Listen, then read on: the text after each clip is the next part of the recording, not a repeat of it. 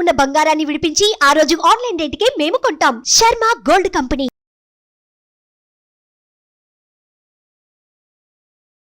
నమస్తే, welcome to Suman TV. నేను మీ Yamini.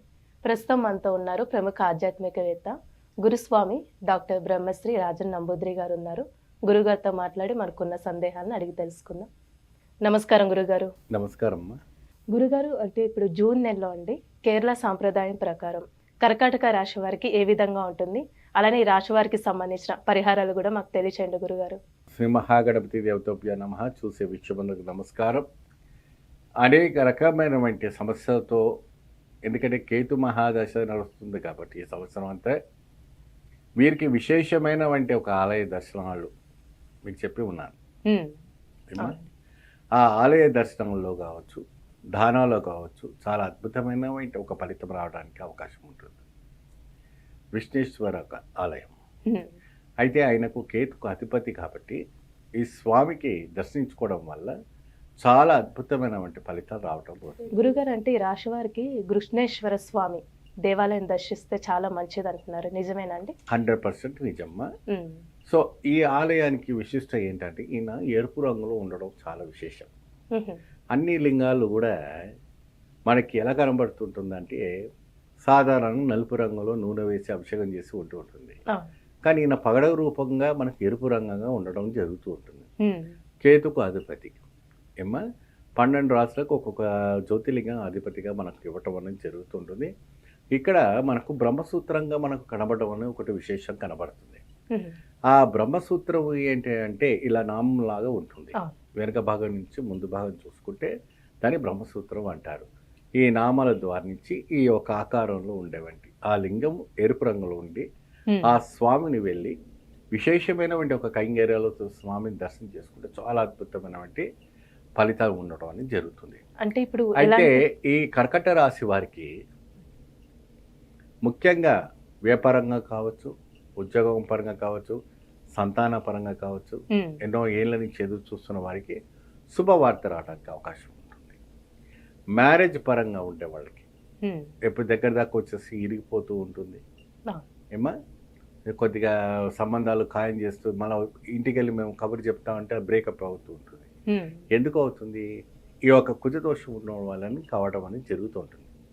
So ఆ దోషమే లేకుండా పోవాలంటే ఫ్యామిలీతోని మీరు ఒకసారి స్వామివారి సన్నిధికి వెళ్ళి ఒక రాత్రి వసం చేసి అక్కడ స్వామితో ఉదయాన్నం బ్రాహ్మణి ముహూర్తంలో అంటే 3:30, 4 గంటలకు, 5 గంటలకు ఆ ప్రాంతంలో స్వామికి అభిషేకాలు చేయండి. చక్కగా అద్భుతమైనటువంటి ఒక వైబ్రేషన్స్ వస్తుంది. ఆ స్వామికి చేసిన తర్వాత ఇచ్చినటువంటి తీర్థప్రసాదాలు ఇంటికి తీసుకురండి, మంచి వైబ్రేషన్ ఉంటుంది. కేతు దోషం ఉంటే ఎంటుకలు ఊసిపోతాయి, దెబ్బలు తగులుతాయి, బాగా రక్తహీన దోషం అవుతుంటుంది. మనకు ఆందోళన, టెన్షన్స్ బాగా పెరుగుతుంటాయి కర్కట రాశి వాళ్ళకి. కాబట్టి వీళ్ళు ఈ యొక్క ఆలయంలో వెళ్ళటం వల్ల చాలా చక్కని ఒక పరిహారం చేసుకుని అద్భుతమైనటువంటి ఒక యోగదాయకం రావటం జరుగుతుంటుంది. దీనికి విశేషంగా వ్యవసాయ రంగం ఉన్న వాళ్ళకి కొంతమంది చదువుకున్న వాళ్ళు ఉంటారు, కొంతమంది చదువుకోలేని ఉంటారు, కొంతమంది అంత దూరం వెళ్ళలేని వాళ్ళు కూడా ఉంటారు. అలాంటి వాళ్ళకి ఏంటి, ఇప్పుడు మీకు దగ్గర ఉన్నటువంటి శివాలయంలో నవగ్రహాల ఆలయం ఉంటుంది ఏనా, ఆ నవగ్రహ ఆలయంలో ఉన్నటువంటి కేతు గ్రహానికి ఈ స్వామివారి పేరు చొప్పున స్వామికి అభిషేకం చేయాలి.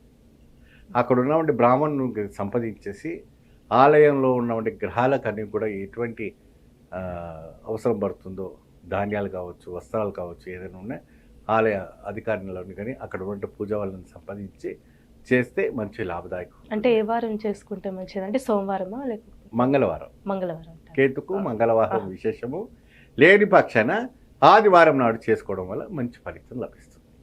ఈ ఆదివారము మంగళవారం చేయటం ఏమిటి అంటే రాహుకేతువు చాలా విశేషమైన. ఎందుకంటే ఆదిత్యాయ, సోమాయ, మంగళాయ, బుధ, గురు, శుక్ర, శని, రాహు కేతువే నమః.